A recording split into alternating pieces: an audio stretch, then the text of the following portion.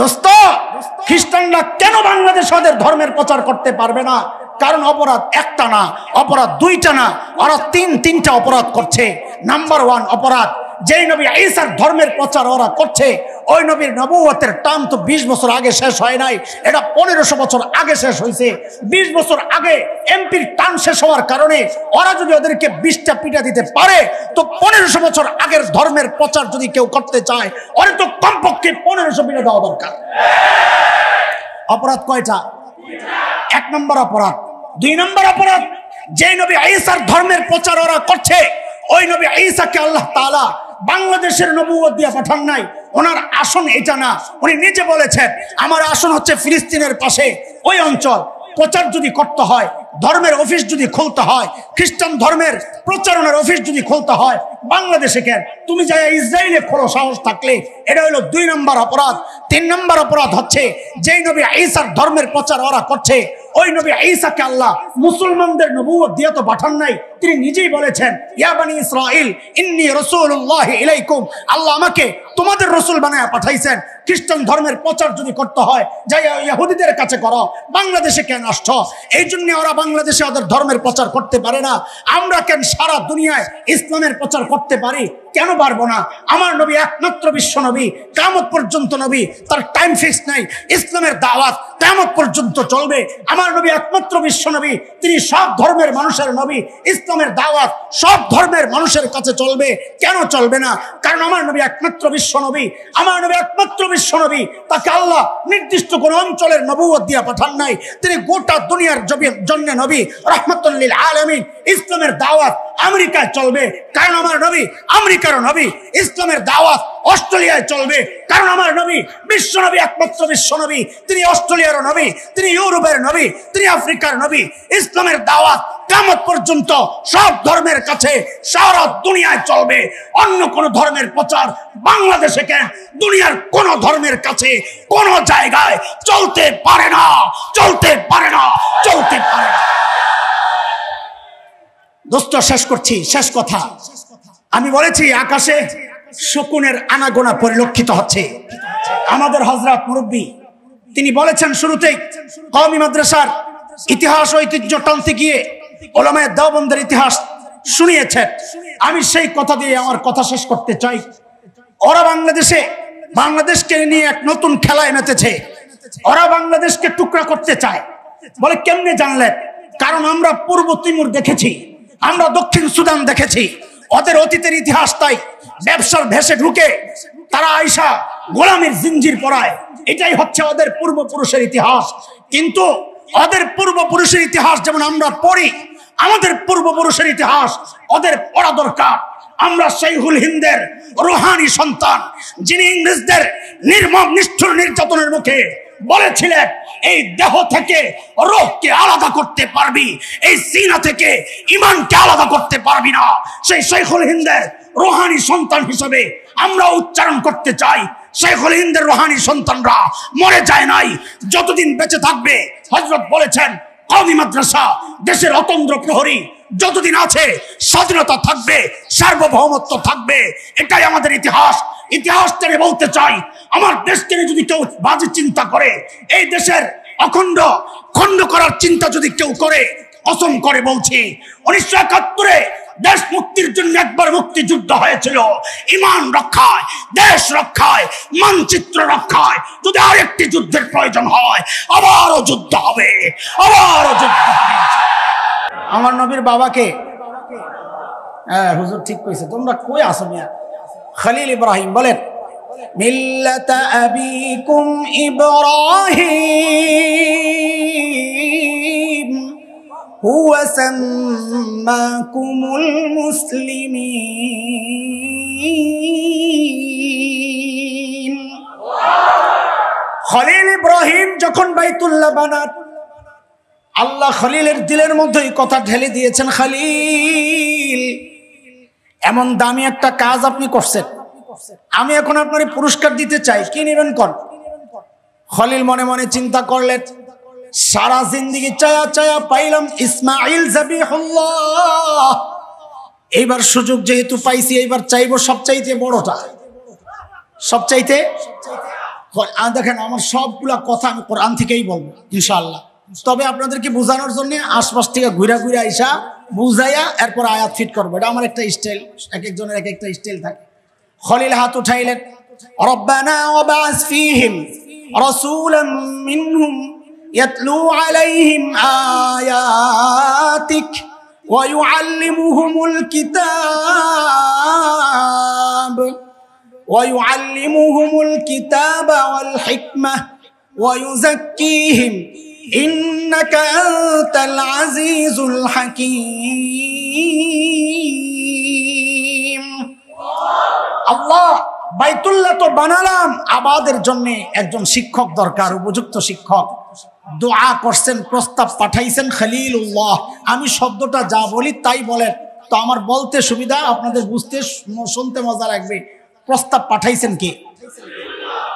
পাশে কিন্তু বসা ইসমাইল যাবিহুল্লাহ। কে? কেমনে বুঝলাম পাশে যে বসা?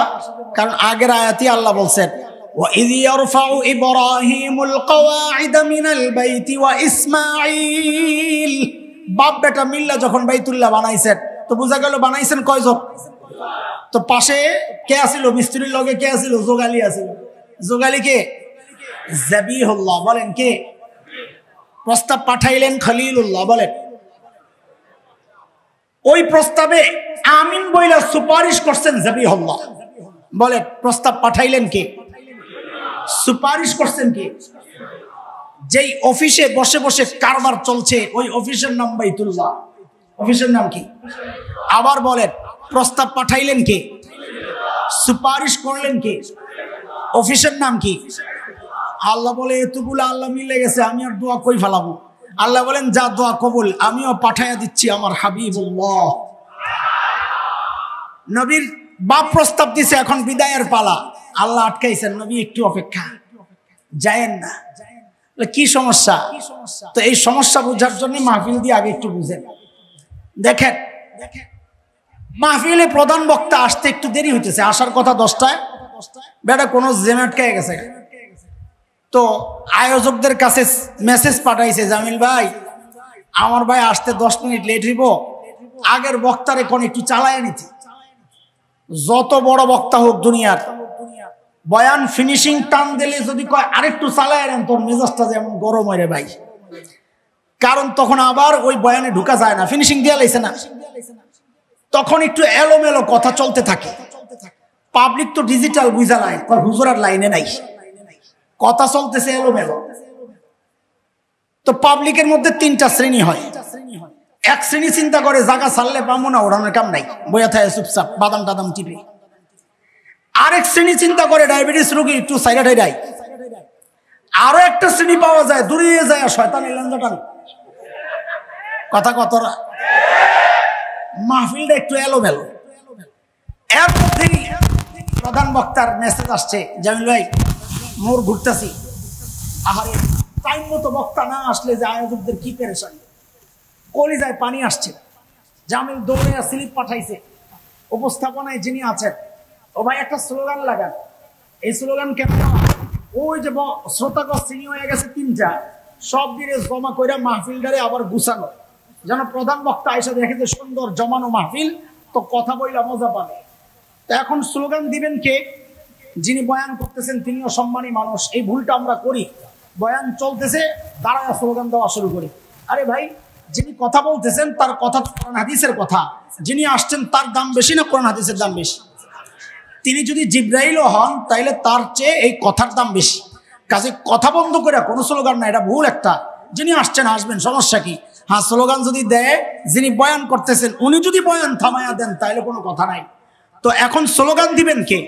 তো আল্লাহ তাআলাও আমার তো স্লোগান দেয়, বক্তা স্লোগান নিজেই দেওয়া শুরু করে, লিল্লাহি তাকবীর, প্রধান বক্তার আগমন, শুভেচ্ছা স্বাগত।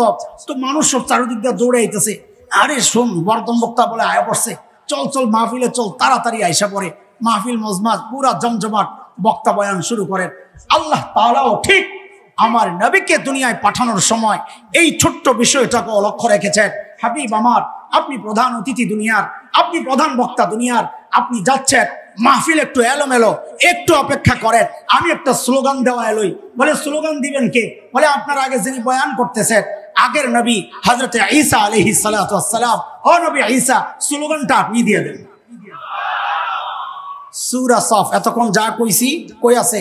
সূরা সফ আয়াত 6। হযরত ঈসার স্লোগান আল্লাহ কোরআনে আনছেন, ওয়া ইয ক্বালা ঈসা ইবনু মারইয়াম ইয়া বানি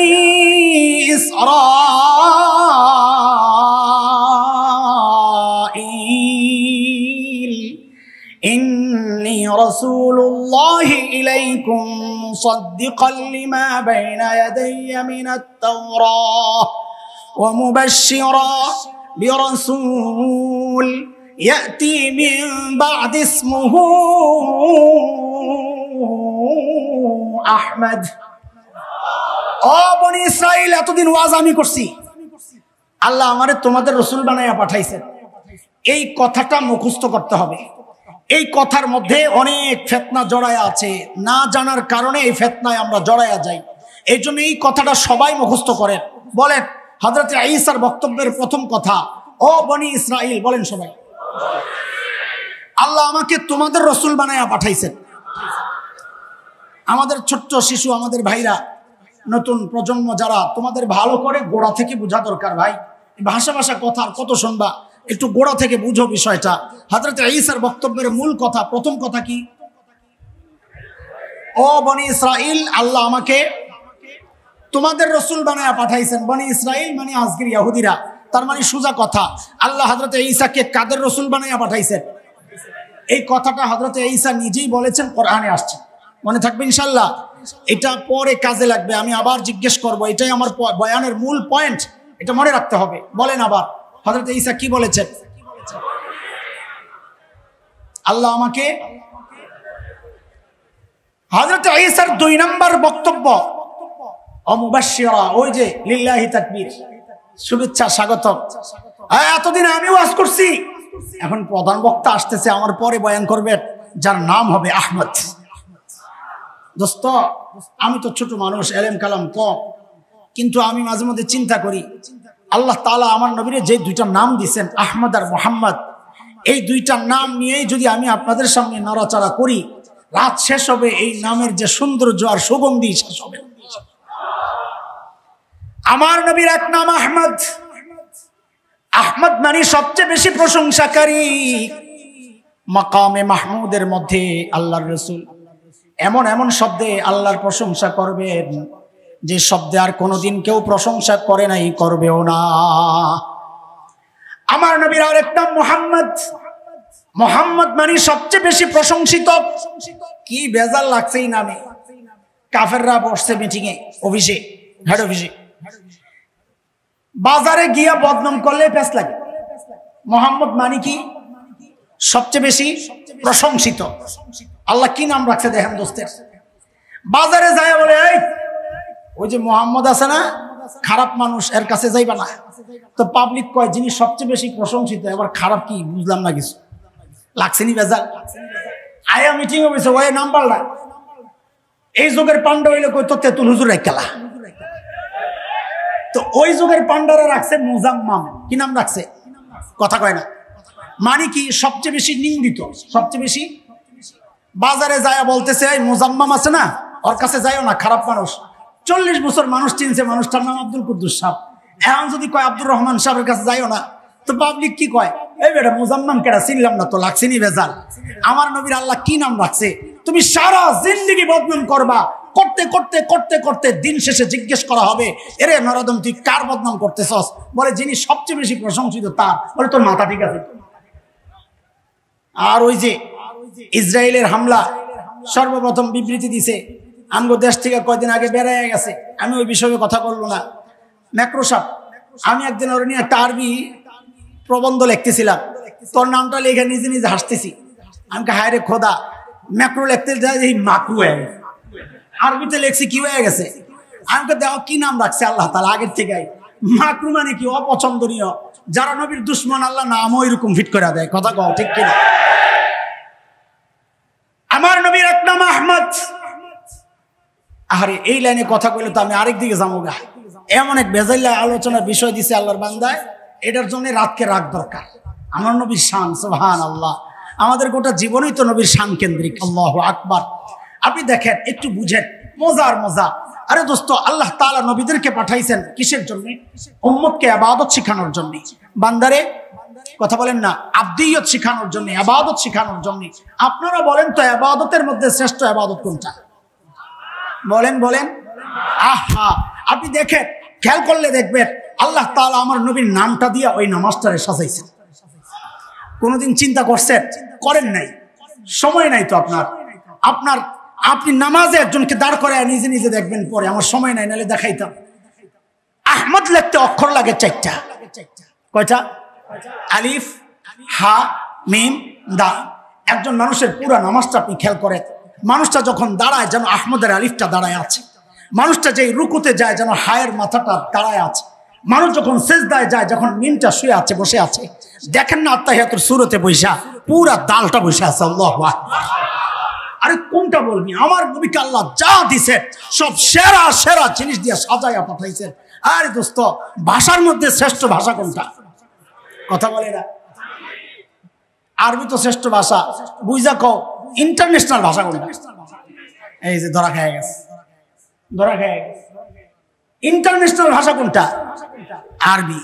বুঝা করছেন না? বুঝা। 2 হাত মাটির নিচে গেলে জিজ্ঞেস করবে তোমারে হোয়ার ইউ, কি জিজ্ঞেস করবে? কথা বলে না। মার রব্বুকা কি চাইনিজ ভাষা? আল্লাহু আকবার, চিৎকার করে কও। আরে যেই ভাষা চলে জমিনের নিচে, যেই ভাষা চলে আসমানের উপরে, যেই ভাষা চলবে জান্নাতে, ওইটা ইন্টারন্যাশনাল ভাষা না। লাল কুত্তারা কথা কইলে ওইটা ইন্টারন্যাশনাল ভাষা হয়ে গেছে। বলো ইন্টারন্যাশনাল ভাষা কোনটা? খেয়াল করলে দেখবেন আল্লাহ ওই আরবি ভাষাটাকেও আমার নবীর নাম দিয়েই সাজাইছেন। বলে মানে কি? বলে এক একটা অক্ষর লও, দেখো তুমি আমার নবীর নামের প্রথম অক্ষর, একদম আলিফ থেকে ইয়া টান দেন, সবগুলো আমার নবীর নামের প্রথম অক্ষর। আল্লাহ যেন যা দিছেন সেরা।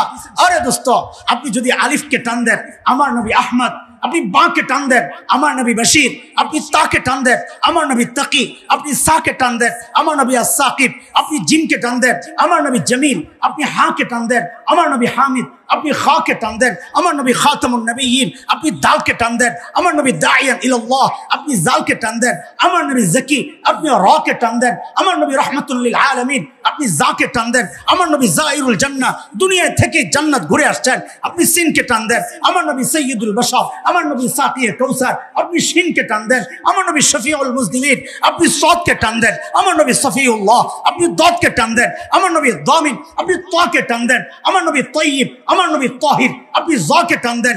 বেদাতীরা বলে নবী গায়েবও জানে জাহেরও জানে, গায়েব জাননেওয়ালা আল্লাহ তাআলা, আমার নবী জাহির। আপনি আইনকে টান দেন আমার নবী আব্দুল্লাহ, বলে আব্দুল্লাহ তো আমিও, আমি যে আব্দুল্লাহ আল্লাহ স্বীকার করছেননি, বলে তা তো জানি না, আমার নবী যে আব্দুল্লাহ আল্লাহ স্বীকার করেছেন। সুবহানাল্লাযী আসরা বিআবদি, আল্লাহু আকবার।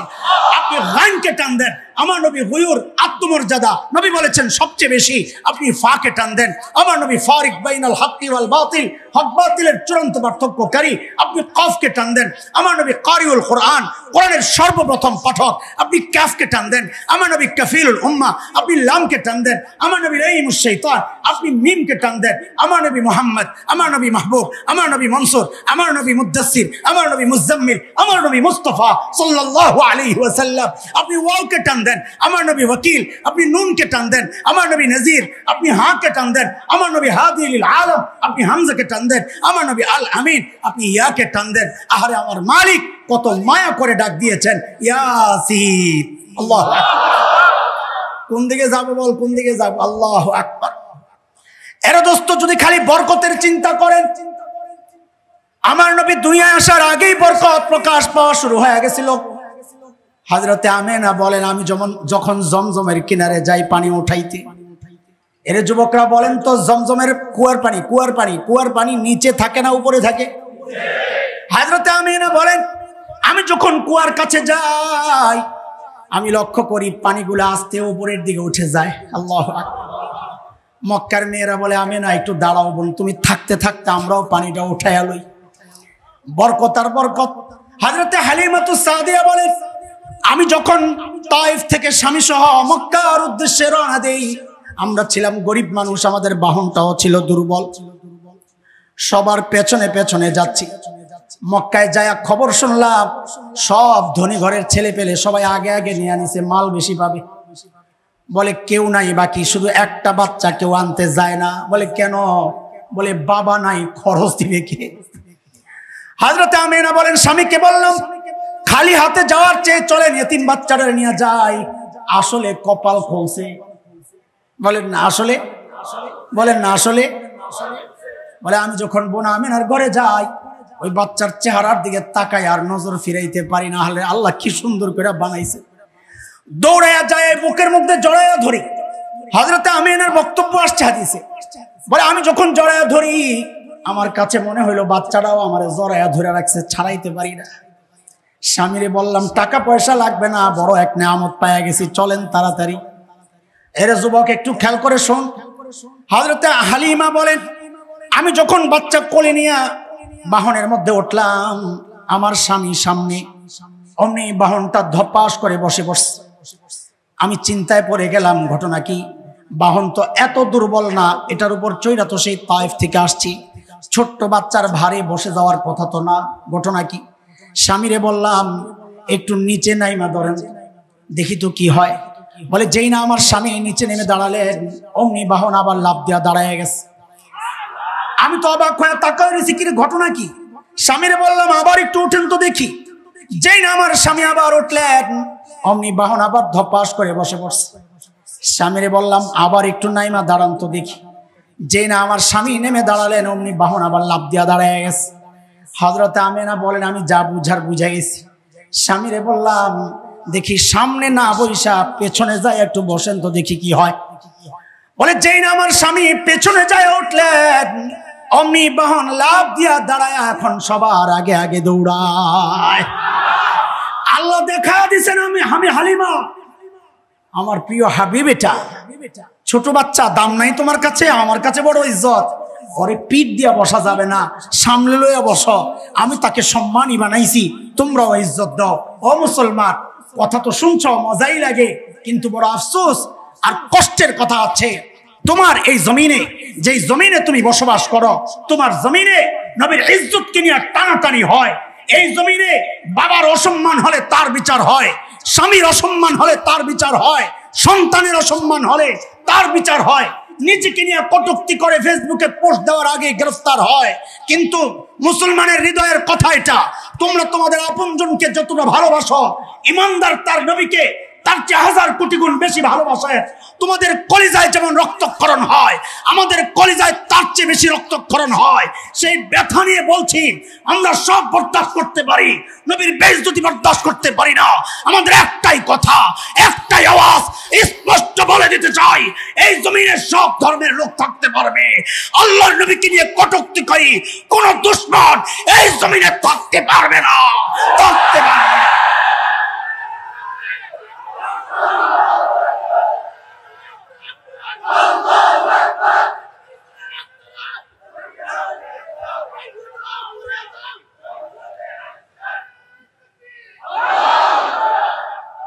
অনেকে বলে নাস্তিক আস্তানা ভেঙে দিলে এরা থাকবো কই? আমাকে এই চিন্তা তোমার করা লাগবে না, এরা তো বান্দরের পর জঙ্গলে যাইবো।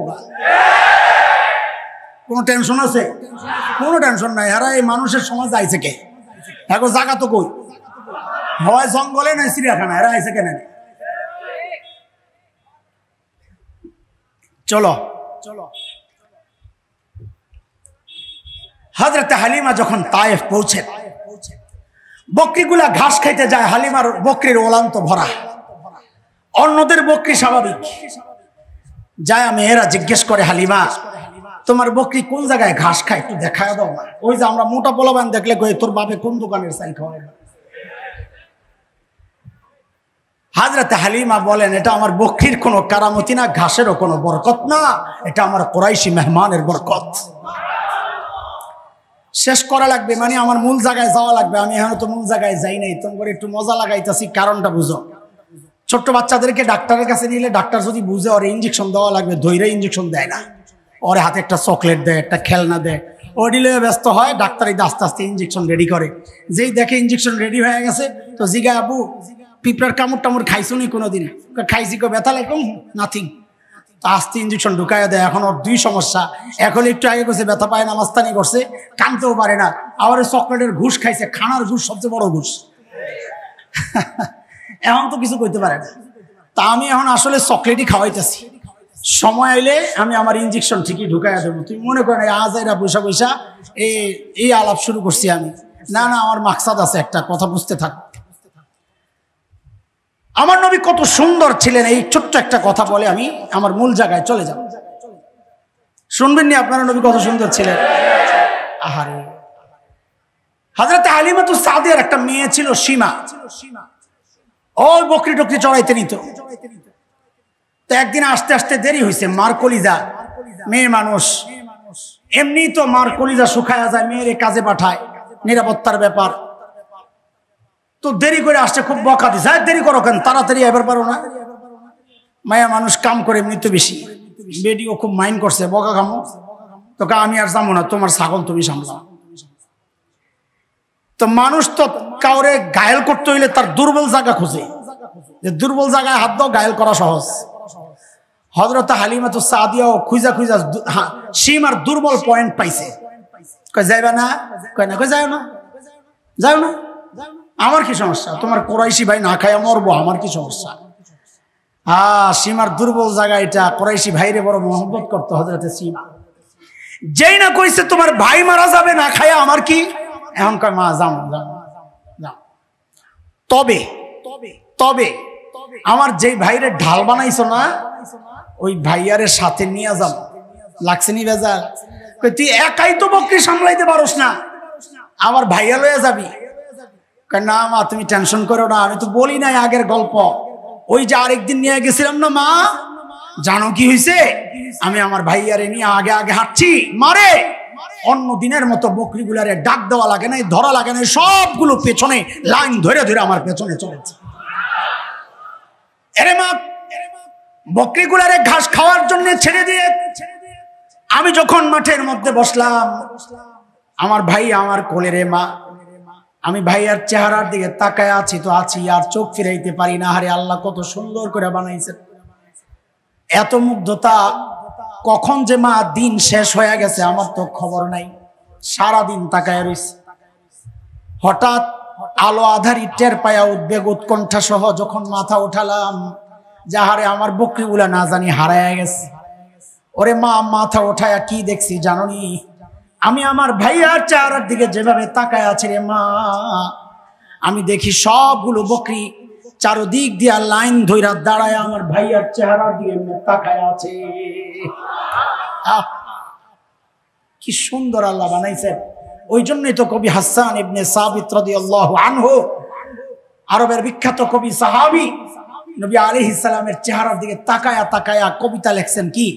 ওয়া আহসানু মিনকা লাম তারা কাত্তু আইনি ওয়া আজমালু মিনকা লাম তালিদিন নিসা খুলিকতা মুবাররাআন মিন কুল্লি আইবিন কাআন্নাকা ক্বাদ খুলিকতা কামা তাশা।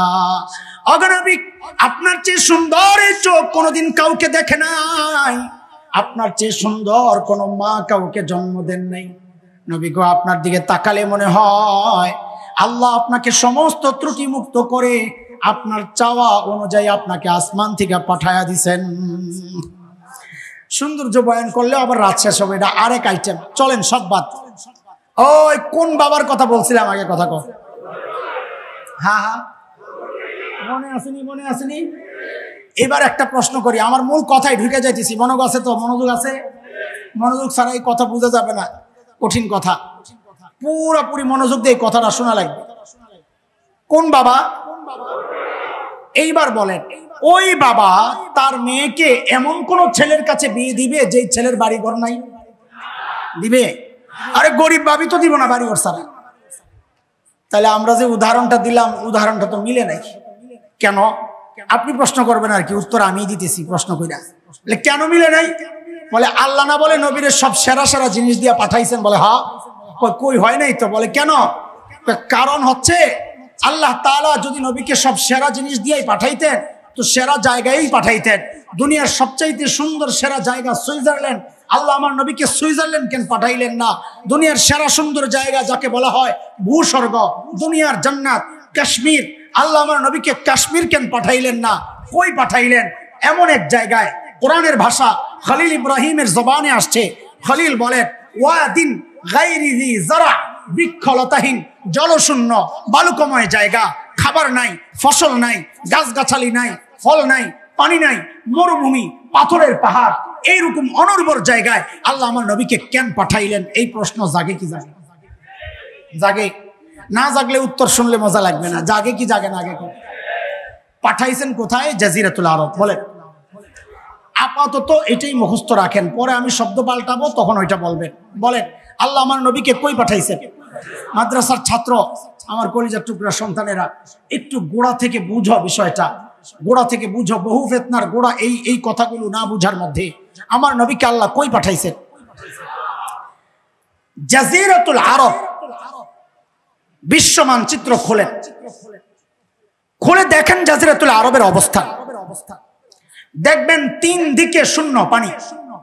তিন দিকে আমাদের এই দিকে পারস্য উপসাগর, ওমান উপসাগর, ভারত সাগর, আরব উপসাগর, পশ্চিমে লোহিত সাগর।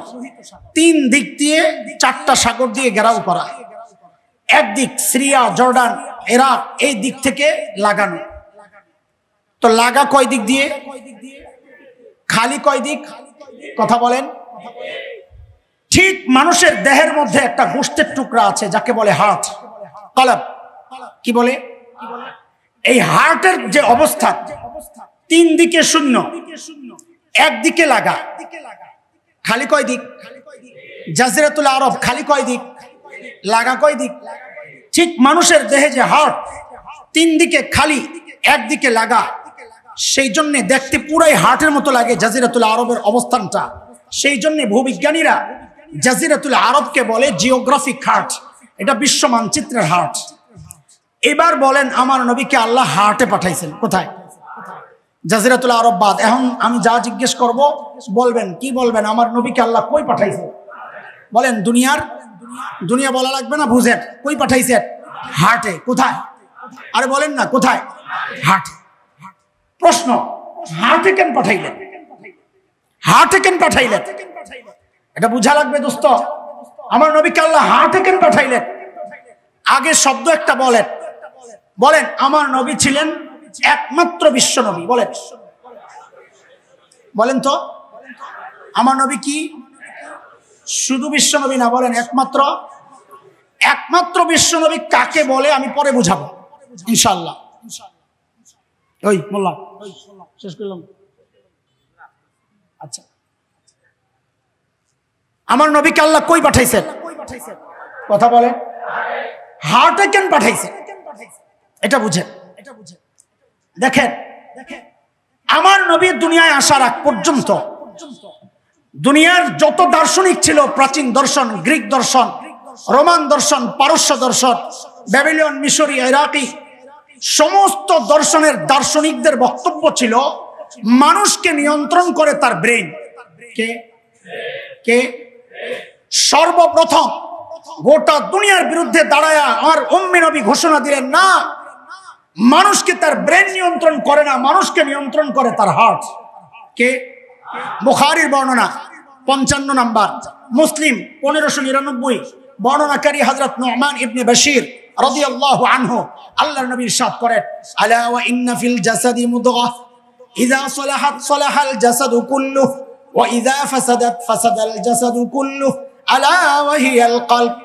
এরে আমার উম্মত, মানব দেহে একটা গোশতের টুকরা আছে, ওইটা যদি ঠিক হয়ে যায় গোটা বডি ঠিক, ওইটায় পচন ধরলে বডির পচন।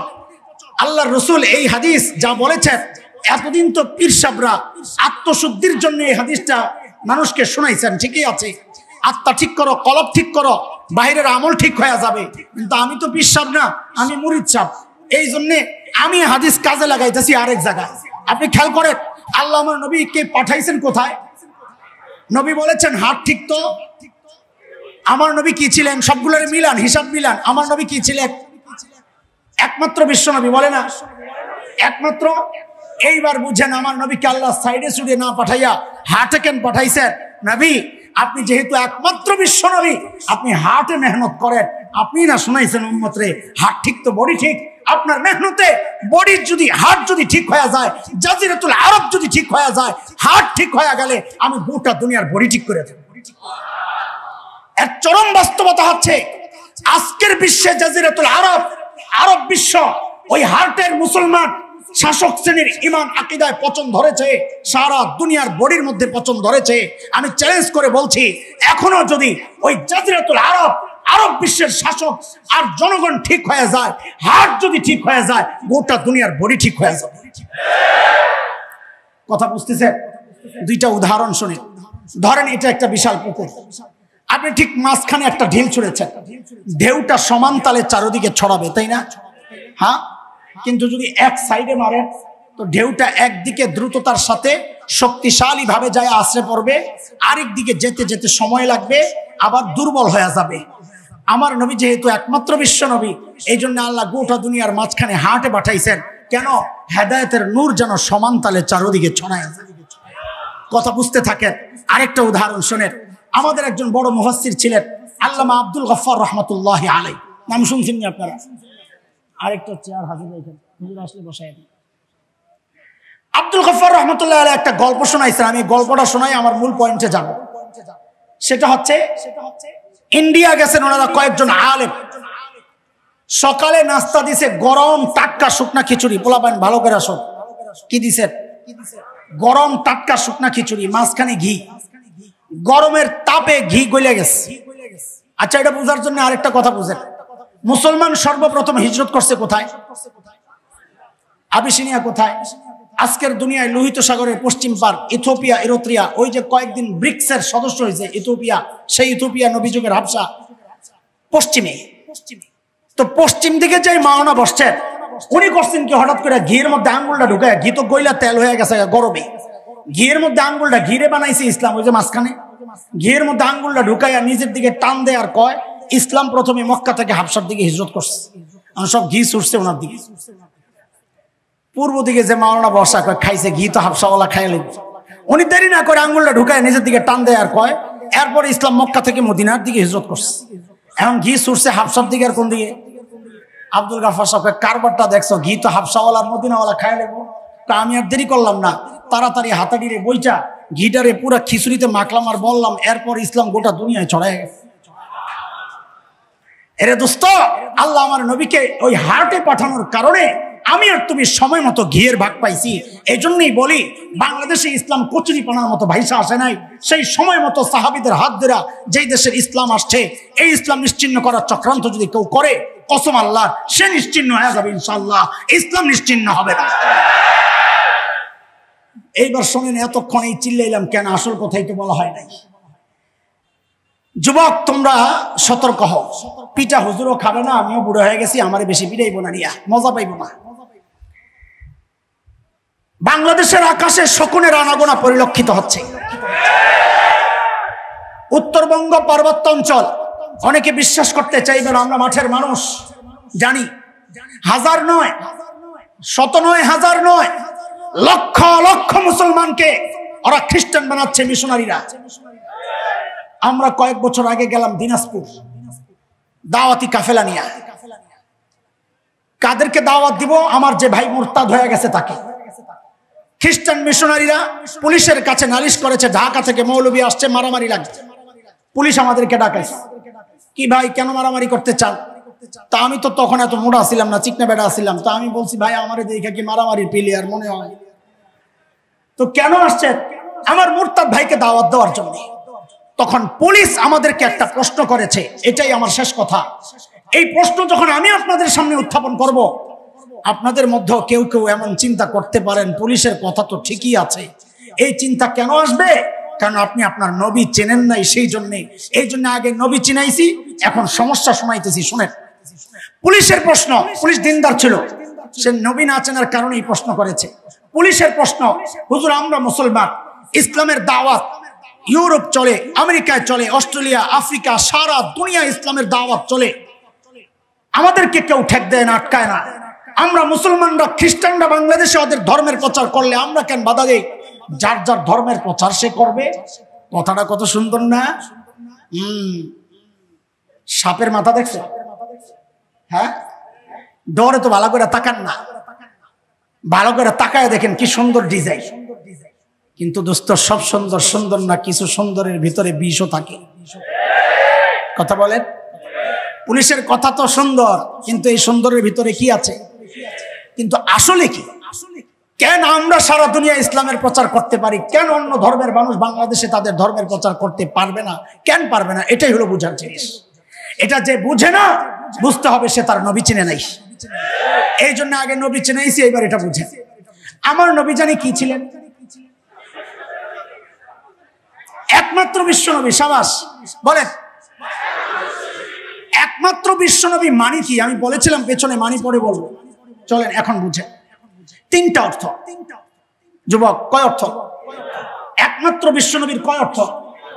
এক নাম্বার, আমার নবী দুনিয়ায় আসার আগে যত নবী আল্লাহ দুনিয়ায় পাঠিয়েছিলেন তাদের টাইম ছিল ফিক্সড, নির্দিষ্ট টাইমের জন্য নবুয়ত। আমার নবী একমাত্র বিশ্ব নবী যাকে আল্লাহ কোনো টাইম দেন নাই। আপনি খাতামুন নবিয়্যিন, আপনার পরে আর কোন নবী। হ্যাঁ, আমি শুনতে চাইছিলাম না, আসবে না বলবেন না, আর কোন নবী হবেন না। বলে ঠিক করে বলে, আসবে না বলে আপনাদেরও মতলব তো ঠিক আছে, নিয়ত ঠিক আছে, কিন্তু ওরা তো খালি ফাঁক খুঁজে, ফাঁক দেওয়া যাবে না। নবী আসবেন, হযরত ঈসা আলাইহিস সালাম তো আসবেন, আমরা অস্বীকার করি না তো, কিন্তু তার নবুয়ত শেষ, স্থগিত হয়ে গেছে। এই জন্য বলবেন আর কোন নবী হবেন না, আসবেন। একমাত্র বিশ্ব নবী যার পরে আর কোন নবী হবেন না। অন্য সব নবীর টাইম নির্ধারিত, আমার নবীর কোন টাইম। দুই নম্বর অর্থ, কিসের অর্থ? একমাত্র বিশ্ব নবীর অর্থ, আমার নবী দুনিয়া আসার আগ পর্যন্ত আল্লাহ যত নবী দুনিয়ায় পাঠিয়েছেন সমস্ত নবীদের জন্য অঞ্চল, এলাকা ছিল নির্ধারিত। কি ছিল? বলেন কি ছিল? এলাকা ছিল নির্ধারিত। বলে এই কথার প্রমাণ কি? এই কথার প্রমাণ হচ্ছে আজকের যে বিকৃত বাইবেল আছে। আচ্ছা হুজুর আসুক, তারপরে কথাটা শেষ করি। এখন একটা তাকবীর লাগান।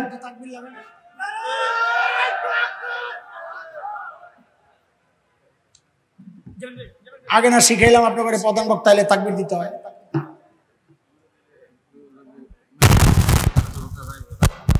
নারায়ে তাকবীর, নারায়ে তাকবীর, প্রধান বক্তার আগমন, শুভেচ্ছার স্বাগতম, ফরিদুদ্দিন আল মুবারক সাহেবের আগমন, কওমি মাদ্রাসা সংগঠনের পক্ষ থেকে, সদর দক্ষিণ উপজেলা শাখার পক্ষ থেকে নারায়ে তাকবীর।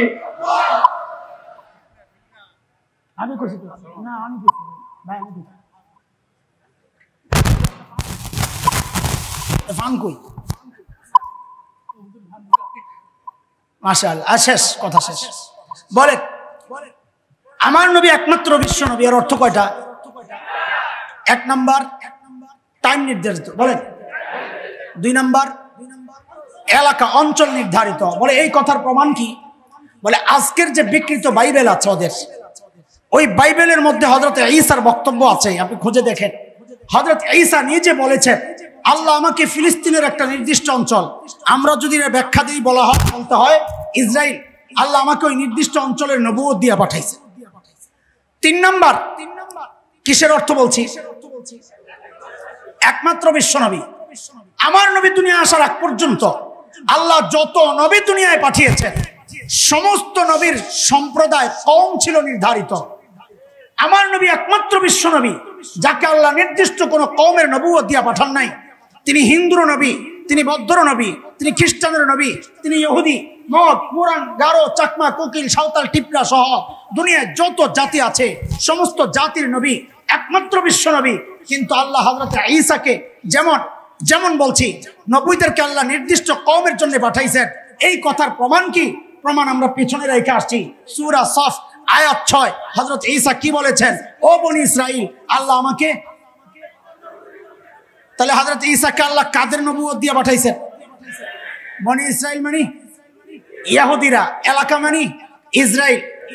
এইবার বুঝেন বাংলাদেশে কেন ওরা ওদের ধর্মের দাওয়াত দিতে পারবে না, আমরা কেন সারা দুনিয়ায় দিতে পারি, এটা বলেই শেষ।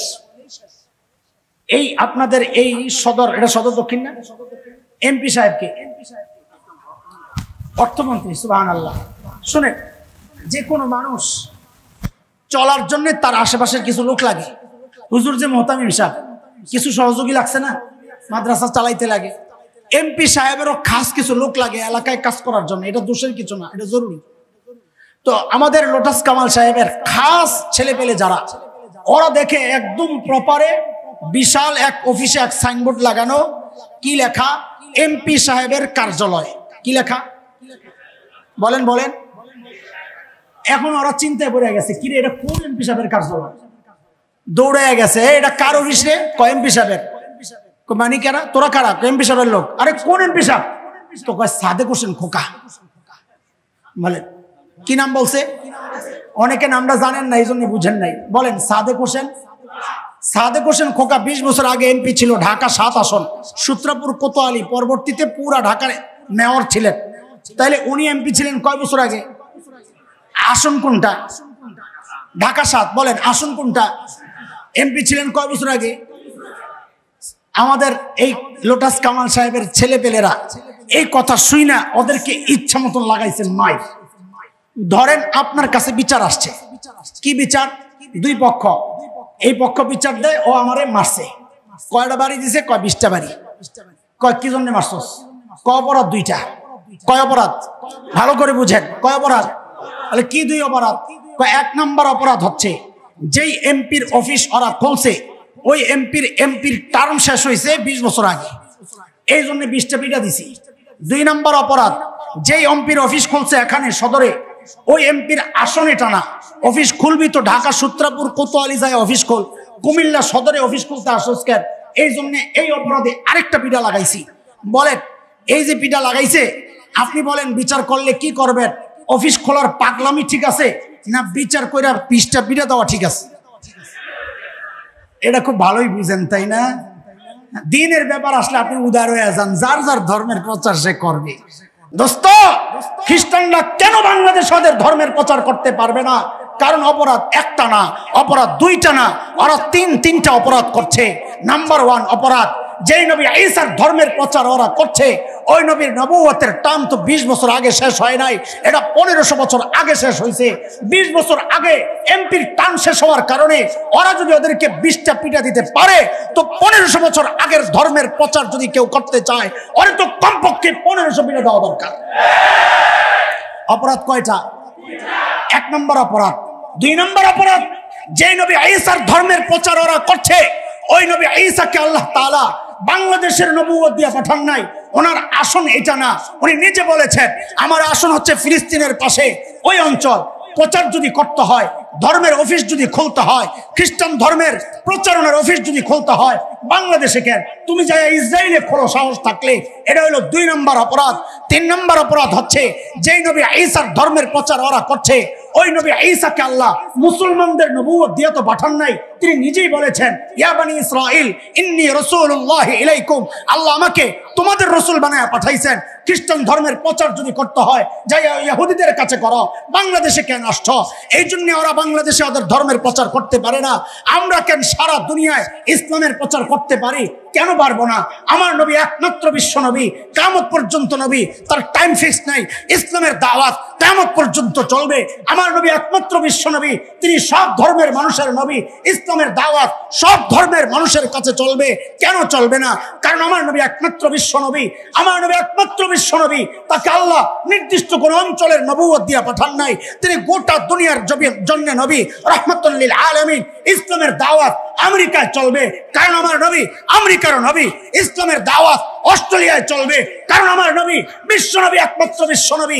তিনি অস্ট্রেলিয়ার নবী, তিনি ইউরোপের নবী, তিনি আফ্রিকার নবী। ইসলামের দাওয়াত কিয়ামত পর্যন্ত সব ধর্মের কাছে সারা দুনিয়ায় চলবে। অন্য কোন ধর্মের প্রচার বাংলাদেশে কেন, দুনিয়ার কোন ধর্মের কাছে কোন জায়গায় চলতে পারে না, চলতে পারে না, চলতে পারে না। দোস্ত, শেষ করছি, শেষ কথা। আমি বলেছি আকাশে শকুনের আনাগোনা পরিলক্ষিত হচ্ছে। আমাদের হযরত মুরব্বী তিনি বলেছেন শুরুতেই, কওমি মাদ্রাসার ইতিহাস ঐতিহ্য টানতে গিয়ে ওলামায়ে দেওবন্দের ইতিহাস শুনিয়েছেন। আমি সেই কথা দিয়ে আমার কথা শেষ করতে চাই। ওরা বাংলাদেশকে নিয়ে এক নতুন খেলায় মেতেছে। ওরা বাংলাদেশকে টুকরা করতে চায়। বলে কেমনে জানলেন? কারণ আমরা পূর্ব তিমুর দেখেছি, আমরা দক্ষিণ সুদান দেখেছি। ওদের অতীতের ইতিহাস তাই ব্যবসার ভেসে ঢুকে তারা আইসা গোলামীর জিঞ্জির পরায়। এটাই হচ্ছে ওদের পূর্বপুরুষের ইতিহাস। কিন্তু ওদের পূর্বপুরুষের ইতিহাস যেমন আমরা পড়ি, আমাদের পূর্বপুরুষের ইতিহাস ওদের পড়া দরকার। আমরা শাইখুল হিন্দের রুহানি সন্তান, যিনি ইংরেজদের নির্মম নিষ্ঠুর নির্যাতনের মুখে বলেছিলেন এই দেহ থেকে রূহকে আলাদা করতে পারবি, এই সিনা থেকে ঈমানকে আলাদা করতে পারবি না।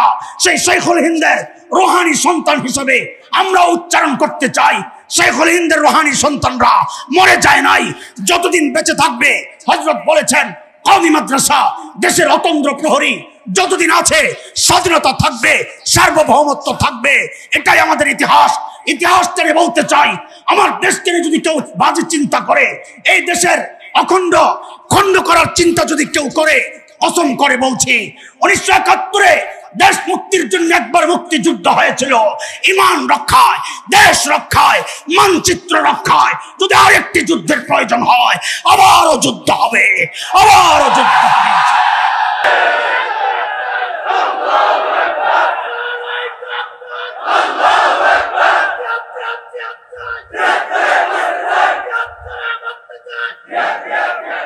জিহাদ করে বাঁচবি কেন? মরতে চাই গাধা। মুসলমান জিহাদ বাঁচার জন্য করে না, মুসলমান জিহাদ শাহাদাতের জন্য। কিসের স্লোগান দেয়? কাফনের কাপড় পরে যায় আর কয় জিহাদ করে বাঁচতে চায়। তুই কাফনের কাপড় বসে সব উল্টা পাল্টা কারবার। আরে জিহাদ করে মরতে চাই। আমাদের তামান্না শাহাদাত আল্লাহ কবুল করেন, আমিন। আল্লাহ তাআলা প্রিয় হাবিব সাল্লাল্লাহু আলাইহি ওয়াসাল্লামকে চিনে বর্তমান সময়ে এই জাতীয় যত ফিতনা আছে ওই ফিতনা মোকাবেলার তৌফিক আমাদেরকে দান করেন, আমিন।